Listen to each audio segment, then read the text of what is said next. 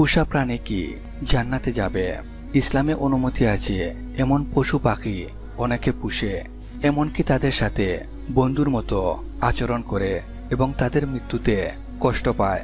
এখন প্রশ্ন হলো, আখিরাতে কি সেসব পশু পাখির সাথে তারা পুনরায় মিলিত হবে? অনেক মানুষই পোষা পশু পাখির সঙ্গে গভীর সম্পর্ক গড়ে তোলে এবং ইসলামেও পশুর প্রতি দয়া অনেক সওয়াবের কাজ।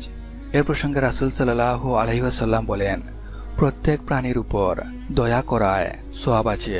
সহিহ বুখারী হাদিস 2363।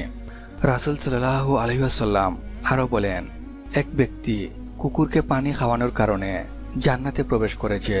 সহিহ বুখারী হাদিস 2363। অর্থাৎ পশু পাখির প্রতি দয়া করা আখিরাতে পুরস্কার ও সওয়াবের কারণ। অন্যদিকে পশু পাখিকে কষ্ট দেওয়াতে রয়েছে আল্লাহর শাস্তি। এ প্রসঙ্গে হাদিসে একটি ঘটনা বর্ণিত হয়েছে। যেমন রাসূল সাল্লাল্লাহু আলাইহি ওয়াসাল্লাম বলেন, এক মহিলা একটি বিড়ালকে বন্দী করে রেখেছিল। তাতে বিড়ালটি মারা যায়। এ কারণে সে নারীকে শাস্তি দেওয়া হয়। সে জান্নাতে যেতে পারবে না, কারণ সে না তাকে খেতে দিয়েছে, না পান করিয়েছে, না ছেড়ে দিয়েছে, যাতে সে জমিনের পোকামাকড় খেয়ে বাঁচতে পারত। সহিহ বুখারী হাদিস 2365।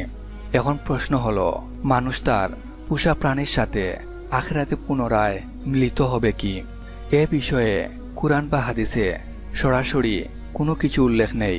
তবে কিছু বিষয় চিন্তা করলে আশা করা যায় জান্নাতে তারা পুনরায় মিলিত হবে। যেমন পবিত্র কুরআনে মহান আল্লাহ বলেন, সেখানে তারা যা চাইবে তাই পাবে এবং আমার নিকট রয়েছে তারও অধিক। সূরা কাফ আয়াত 35। অর্থাৎ জান্নাতে একজন মুমিন যা চায় আল্লাহ তাকে তা দেবেন। তাই যদি একজন জান্নাতি তার পোষা প্রাণীকে ফিরে পেতে চায়, অনেক আলেম বলেন আল্লাহর রহমতের দরজা এতটাই উন্মুক্ত যে আল্লাহ চাইলে এটি সম্ভব করতে পারেন। কেননা জান্নাতে দুঃখ বা আফসোস থাকবে না। আল্লাহু আলম। মহান আল্লাহ যেন আমাদেরকে বুঝার তৌফিক দান করেন এবং ইসলামের সঠিক আকীদা অনুসারে নিজের জীবনকে গড়ার তৌফিক দান করেন। আমিন।